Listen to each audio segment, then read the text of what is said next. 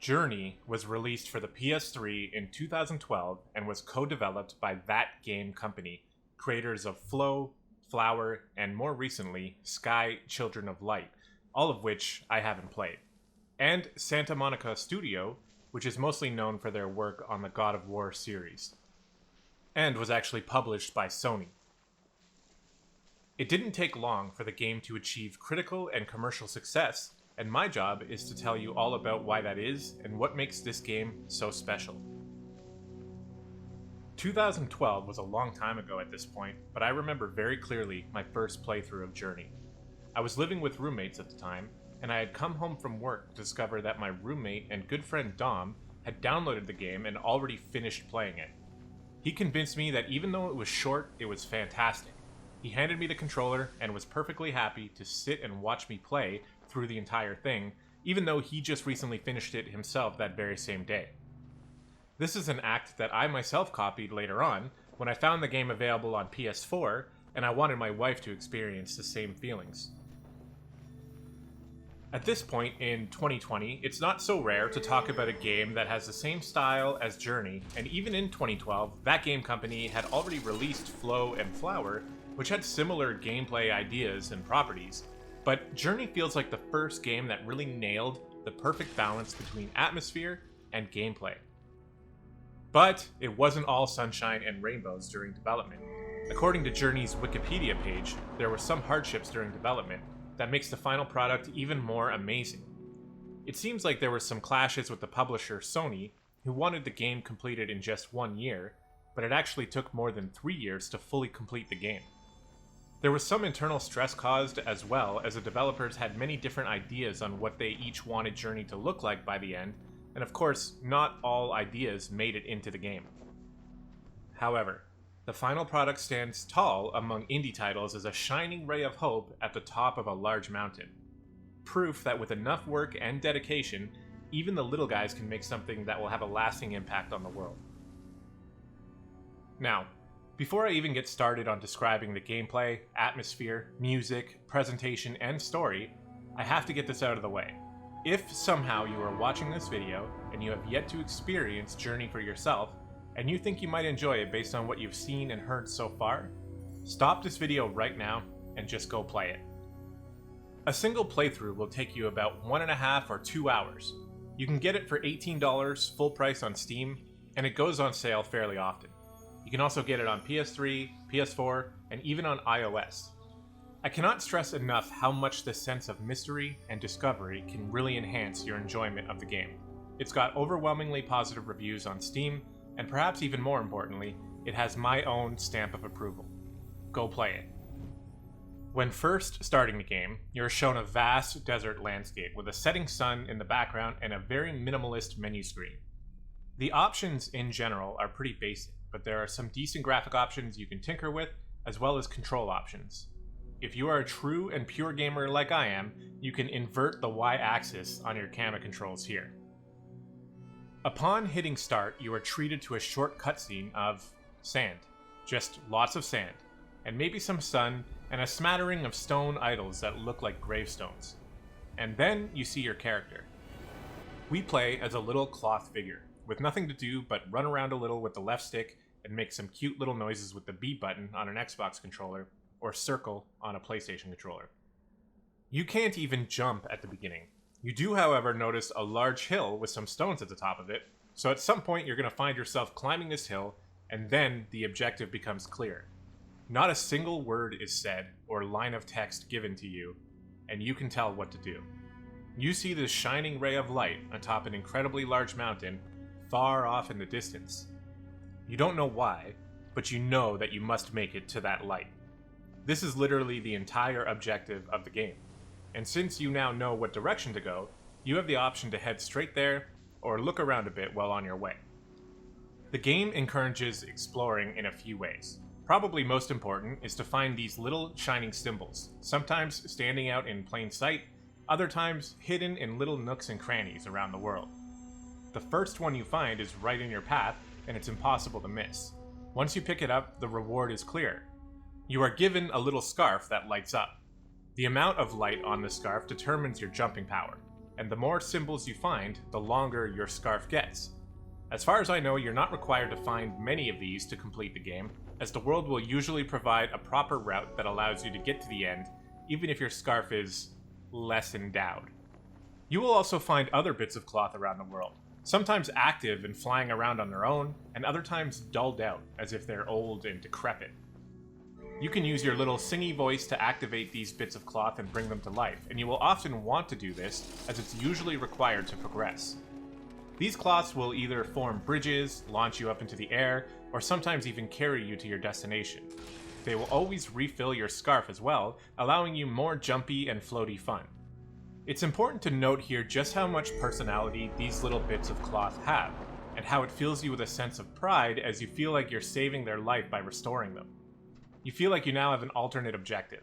Save all your clothy friends. They have a tendency to chirp back at you happily after you save them, and do whatever they can to help you achieve your goal. You feel connected to them in some way, as if they are your only friends in this massive desert of loneliness. At least until you meet your first companions. And this is where the multiplayer aspect really shines in my opinion. As you progress through the world, you will encounter other players randomly as they seem to just merge into your world. At least that's how it feels, but you are merging into their world in the very same way. It's so seamless that sometimes you won't even notice it happen. Once someone starts singing away though, the other player is given an indicator at the side of the screen to draw attention to their new companion. And from here, you just journey together. You don't technically need each other's help to progress, and in fact, there's really no way to actively help your partner, besides maybe showing them the way to a hidden symbol, or pointing them in the right direction. I love the way the characters can just chirp at each other in wordless conversation. It really adds more personality to the cloth figures, and allows players to express themselves in different ways. Some players are happy to sing with you and have little conversations, while others will reserve that for certain situations that they deem important. Some don't say anything at all.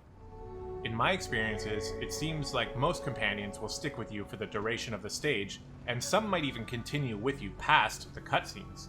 But at some point or another, they will phase out, and later on another companion will phase in. I never figured out the exact specifics of what causes someone to leave or join, but to be honest, I like it that way. To close out the multiplayer section, I just want to stress how much I love this system, and how much impact these little friendships can have on your enjoyment, especially later in the game. The next thing I want to talk about is the level design, and while I won't go over every single detail of every area, I will be talking about most areas at least in some aspect, so if you're concerned about spoilers, consider yourself warned. Journey is separated into different levels by cutscenes, and as you progress through and unlock these cutscenes, the game will offer you different experiences as you get closer to the mountain. It starts off with a pretty open world feel. There are random abandoned structures and ruins that you can explore, but you can always see the mountain in the distance pointing out the way. It's worth looking around though for those aforementioned symbols, and also little mural type things that add some world building and lore to the universe.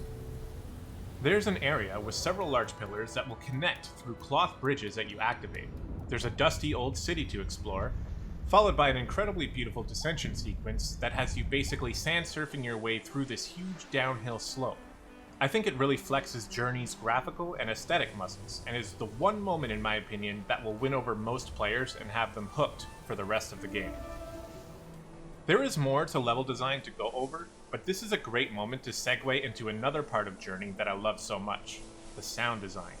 As you start out, the music is very subdued.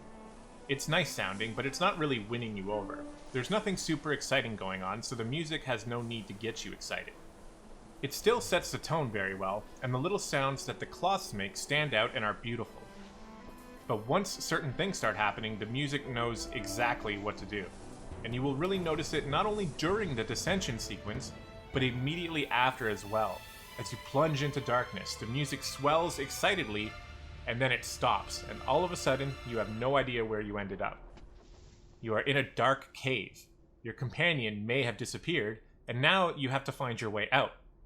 This is just one of several moments where the combination of music and sound, visuals, and gameplay connect in such a beautiful and memorable way.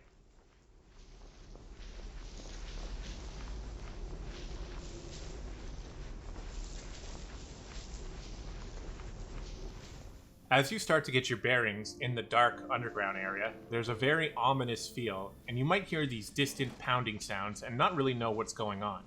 You see a little cloth friend in the distance, so you head towards it. And then the game takes on a different tone altogether. Where before the game had you wandering around happily taking in the atmosphere, chatting with your buddy, and hopping around floating in the sunlight, now you are scared, nervous to move forward, and intimidated by this giant stone air snake thing that can just demolish you in one shot. It's worth noting here that these things don't actually kill you, but I think they take all the light from your scarf and they might even knock some pieces off of it. To be honest, I'm not sure because, well, I never got hit by one. This guy did though. I love this area, and it shows how much control and range that the devs had over the atmosphere. They really know how to make you feel joy, excitement, fear, and even sadness, all without saying a single word. As you escape from the evil stone snake demons, you find yourself in an area that reminds me a lot of the water temple from Ocarina of Time. Without all the tedious annoyances, of course. It's pretty simple to find your way up to the top, unlocking murals along the way. This is the first time you encounter what I can only describe as a flying cloth whale thing. It is enormous, and makes these whale-like noises anyway. And you can ride it up to the top. It's awesome. The music is once again fantastic in this area, with emotional violins just begging you to keep moving forward.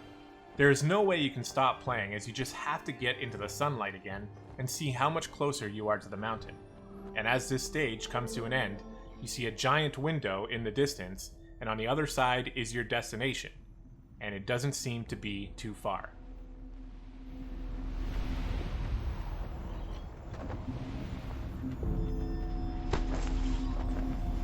Now would be a good time to talk about the cutscenes a little.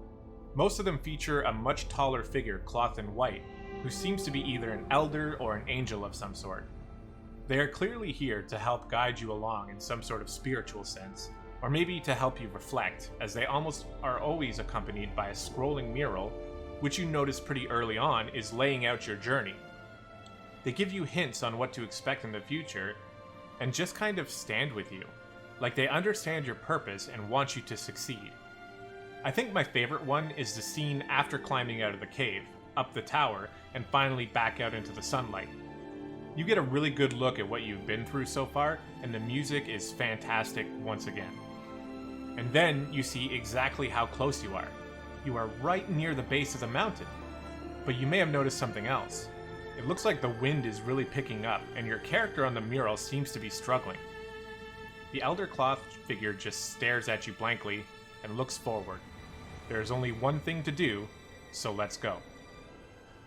The base of the mountain is covered in snow, and you can tell that it's pretty cold in this location. On the way up, you'll spot little cloth friends frozen in the snow. You can revive them temporarily, but they will soon freeze over once again. You round a corner and now are in a windy mountain pass. The wind is strong enough to push you back, so you need to use the stone statues along the way to protect yourself from the wind. It's not super innovative game design, but it works because it sets the tone that things are not going to be easy, and they might even get dangerous.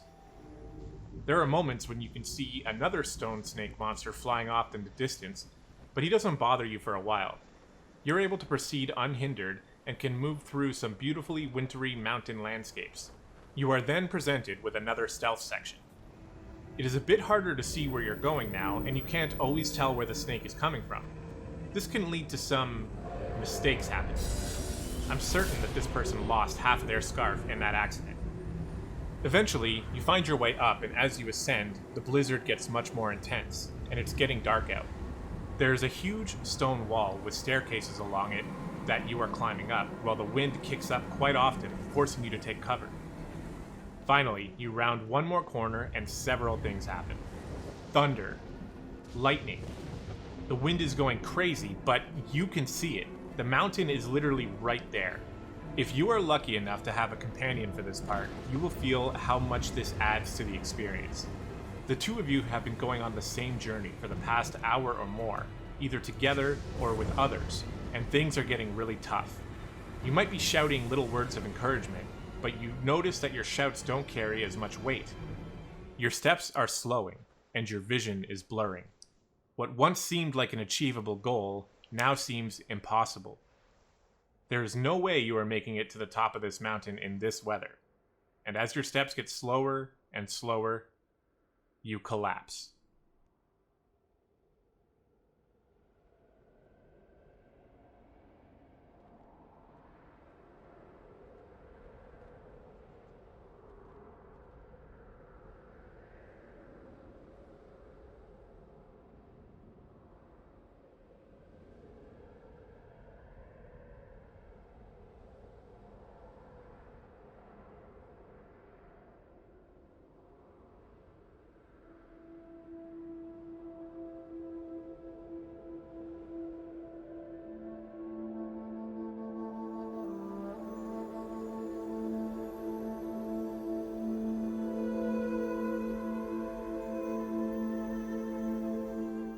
Now, I don't know exactly what is going on here. There are 6 elders, or angels, all standing over you, and this causes you to start floating.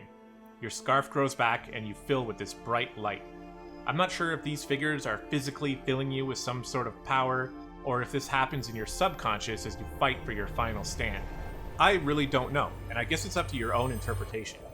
I like to believe that our character is dreaming in their dying moment of their goal and those who help them along the way. Maybe this filled them with a bit of final determination that was required to push them to the end. Either way, the following final sequence is fantastic and in many ways similar to the Descension from before, except now it's an Ascension. The music takes on a very new tone. It's something like assured victory. You know you're gonna make it. After all you have already been through, there's nothing that will stop you now. All that is left to do is follow the path and have fun while doing it.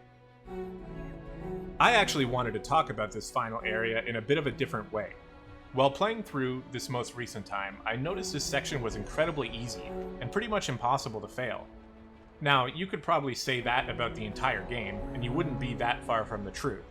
Journey is a very easy game overall, if you look at it from a difficulty-only perspective. But there are some levels that have you feeling scared, lost, cold, or unsure of the future. The gameplay is not difficult, but your character is going through a hard time, and through visuals, music, and other amazing techniques, you should be able to feel that yourself as well. So, when you get past your toughest moment and the end is in sight, the game just opens up and says, there it is, the finish line. Go get it and have fun while doing it.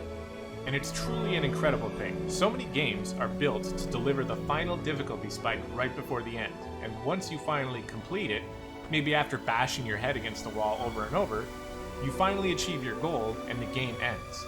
There's nothing inherently wrong with this at all, and some of my favorite games of all time operate in this exact way. But Journey takes a different approach, and I really wanted to highlight that. There's something to be said of allowing the player to experience sheer joy and fun in their final moments, and this game gives you exactly that. This way, during the moment where you get to the end and walk off into the sunset, you are feeling only good feelings. You're reflecting on the memorable moments, many shared with different mysterious companions from all around the world. How fun it was to sand surf down that amazing descent, or how happy you were when you found sunlight again, or when you realized how close you were to your goal. You remember the companions you met, and how you chirped away happily with them, or tried to encourage them through the storm.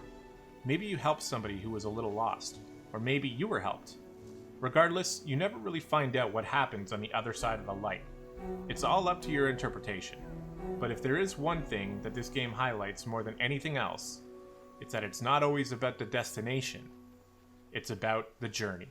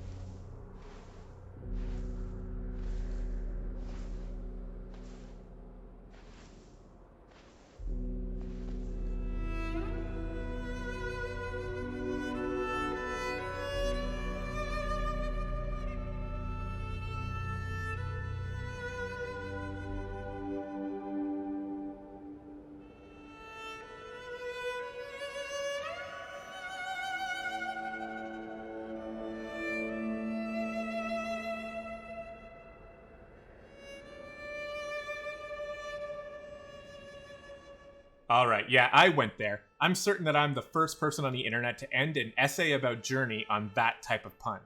Anyways, I just wanted to leave you guys with some of my favorite moments of the game. There will be no more commentary from here on, so thank you so much for making it to this part of the video. If you enjoyed, pressing the like button validates my existence far more than it should. And it's free for you to do, so I would really appreciate it. If you liked it enough that you want to see more, then subscribe if you're not already. I plan on making more videos like this in the future, so please stay tuned.